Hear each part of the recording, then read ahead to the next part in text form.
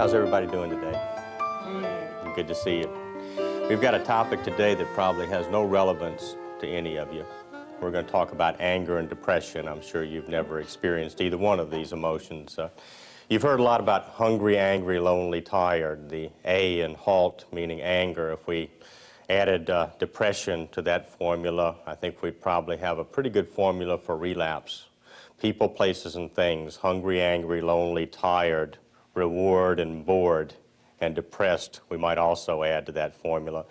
I really want to talk today to a part of you. You see, I know that there's many reasons why people are angry and many reasons why people are depressed.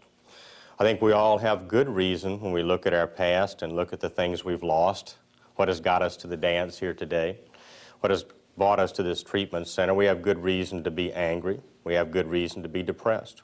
If you're going through recovery, you're going to experience depression because it's part of the grief process, grieving the loss of a love object.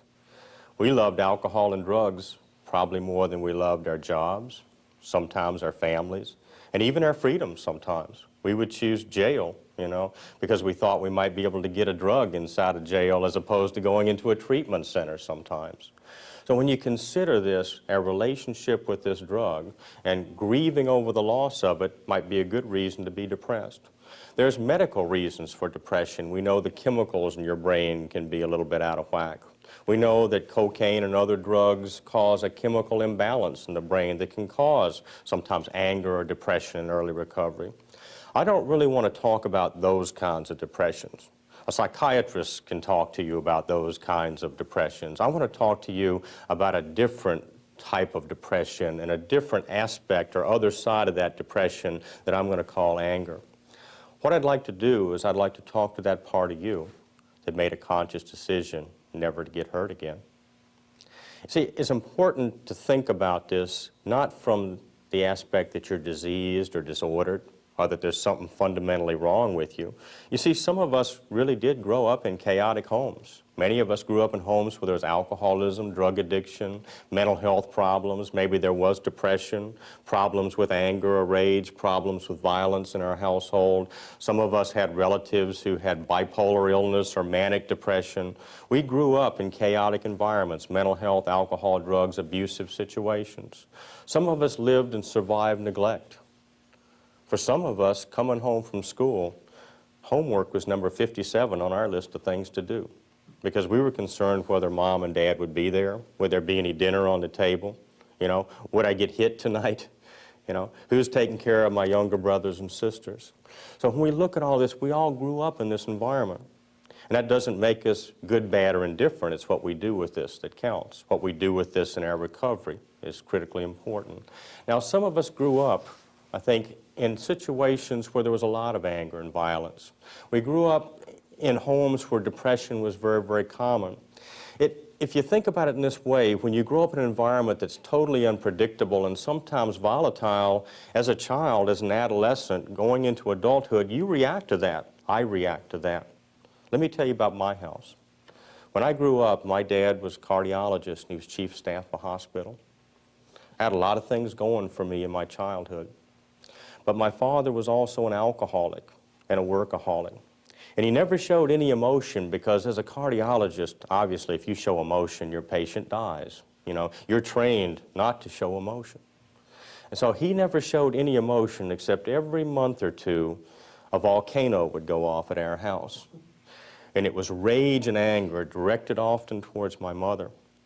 And I remember the experience I had as a young boy of 4 and 5 and 6, and my sister being 3 years younger than me during her 3, 4, 5-year period of time. I remember the two of us hiding together in our room. And I remember the feeling I had as a small child of fear of what was going to happen. Was it my fault? And I remember hiding in my room, and to this day, if you were to get angry at me, and start to yell at me for some reason right now, that little childish part inside of me, that part that would want to get away from you, go hide, maybe get in a closet someplace, that fearful piece still comes back. It's still a part of who I am. It causes me a lot of difficulty in life because anger is not necessarily a bad emotion. I mean, anger can work for you sometimes. But when we come from this sort of background, I think is so unpredictable and so volatile, and we internalize these things because we're young and impressionable. Let me give you another example. Small boy named Little Johnny. His dad was an alcoholic, and all he ever wanted was his dad to pay attention to him. And so one day on a Friday evening, Dad had just been paid. He came home, had a six-pack, he'd had several beers. And they sat down to the dinner table, and little Johnny was eating his food, and he accidentally knocked over that glass of milk. And his dad just smiled at little Johnny. He looked at him and he said, "Little Johnny, you're a mess. You're just like your old man." And that's all Johnny ever wanted. And so the next morning, Johnny's dad comes down to breakfast.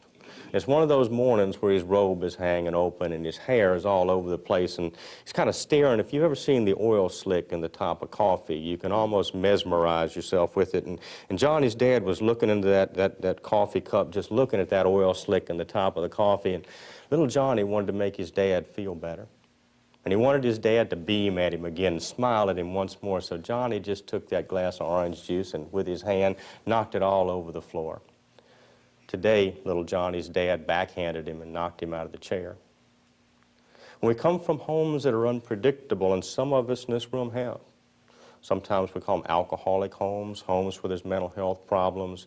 These sorts of things happen, and we internalize these things. Depression, anger, other things that we know how to do at a 5, 6, 7, 8, 9-year-old level become the way we deal with problems in life. And I want you to consider your life, and I'll just going to make a composite, if you will. One of the things that I've noticed in working with children is that from about 0 to 8 years of age, if something bad happens in the family, the child always internalizes it and says, "I'm bad, but Mommy and Daddy are okay." And somehow this seems to happen. That small child, no matter whether it's their fault or not, and typically it's not, will internalize an image of themselves as being bad, and seeing Mom and Dad, no matter how abusive, as being very good. Now, the predominant emotion between age 0 through 8 is usually fear. A lot of people have talked about the angry child. I don't think so. I think the child in us is very fearful. We fear abandonment. We want safety. We want Mom and Dad to be there. You know, we fear for not getting physiological needs. The small child cries when they want food in hopes that Mommy will be there for them. But something happens, and I think as I talk about this, I believe that you'll see the something that happened in your life for many of you who've gone through the experiences I've talked about between age 8 and 16. And this is the part of you that therapists cannot stand.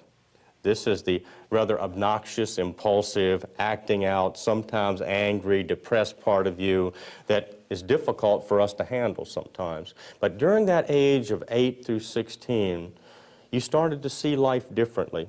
You started to see yourself as a part of the big world out there and how you related to it. And you started to realize that all the things that happened in your life were not your fault. To some degree, you weren't totally responsible for all of it. You started to understand that you've been had.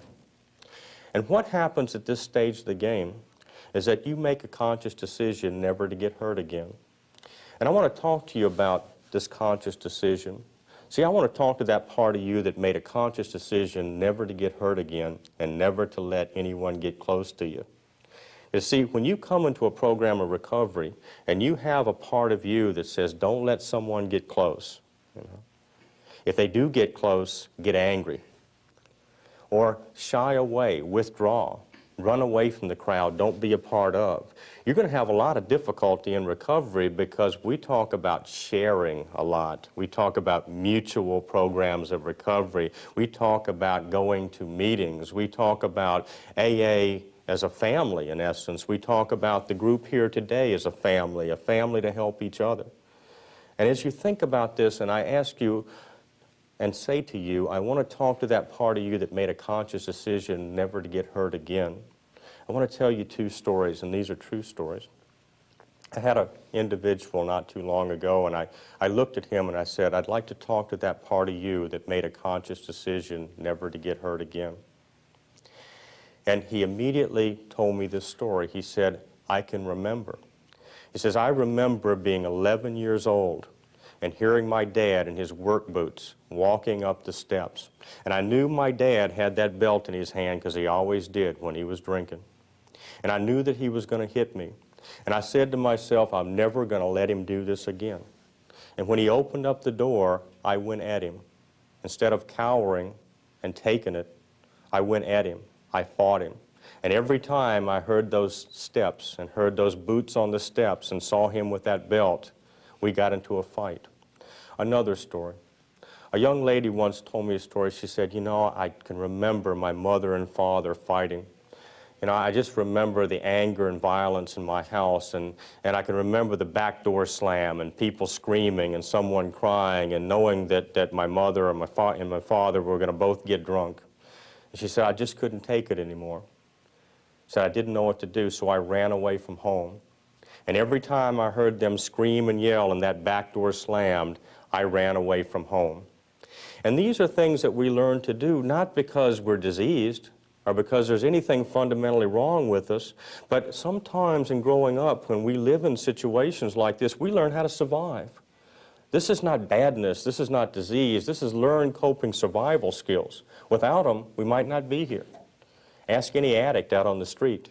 Without the ability to anger, to sometimes show a violent front. Ask anyone who's ever been in jail.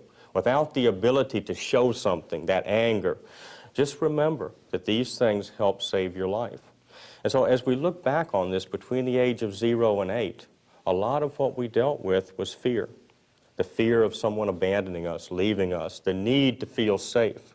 But as we got a little older, 9, 10, 11, 12, 13, 14, some of us in this group made a conscious decision not to get hurt. And we did that by becoming either more aggressive or less aggressive. We either learned to get angry to keep people away, or we ran away from people to keep people away. Fundamentally, as a child, we didn't have a lot of skills, but we learned how to use what we had very well, and they worked for us. Now, as we've gotten to be 18 and 20 and 25 and 30 and 35 and 40, some of these skills that really worked for us back then aren't working so well now. Because if your strategies are to anger and depress and withdraw, it's very difficult to have a loving, caring relationship. It's very difficult to have a good, close recovery relationship with your sponsor. So really, in talking to that part of you that made a conscious decision never to get hurt again, all I'm saying is that this is a survival part of you, and that it's not bad. And the difficulty here is that throughout your life, a lot of people have told you you're bad sometimes. The anger has been rewarded with, if you don't cut that crap out, I'm going to kick you out of the program, or I'm going to kick you out of school, or if you don't do this, you'll be punished. And so to a great degree, we have been told sometimes that we were bad. And if that's happened to you, you may have noticed that something happened in your brain and you knew that this wasn't right. You knew that the reason you were acting the way you did, whether it was to run away or anger sometimes, really had a purpose, and maybe you couldn't put your finger on it. But you knew in your heart and you knew in your mind that those things were there for a reason. Maybe it's because when people get too close, it didn't always turn out the way that it should. And so throughout your life, sometimes people have been telling you you're bad. And I think if I just can conceptualize it in a little different way, let me just say this to you. You know and I know what you did may have saved your life. And that when we sit in a group like this, and for example, if we broke into a group now and started talking about a lot of anger and depression and emotions and feelings, what you might notice is that towards the end of this group, you might find yourself shutting down. And you might even feel safe enough to tell me about this right now, but if you have to leave here and go back out to the street, go back out into a family where there's active addiction, go back and be around people who are still involved in a drug subculture, or if you have to go back into a general population in a prison, something like this, what you'll do is you'll shut down on me. You're going to put that armor back up because it might be necessary to your survival. I used to work with a lot of crack addicts, and at the end of a group, especially if they lived on Crack Street in a tough neighborhood, they'd always shut down. And I asked them why.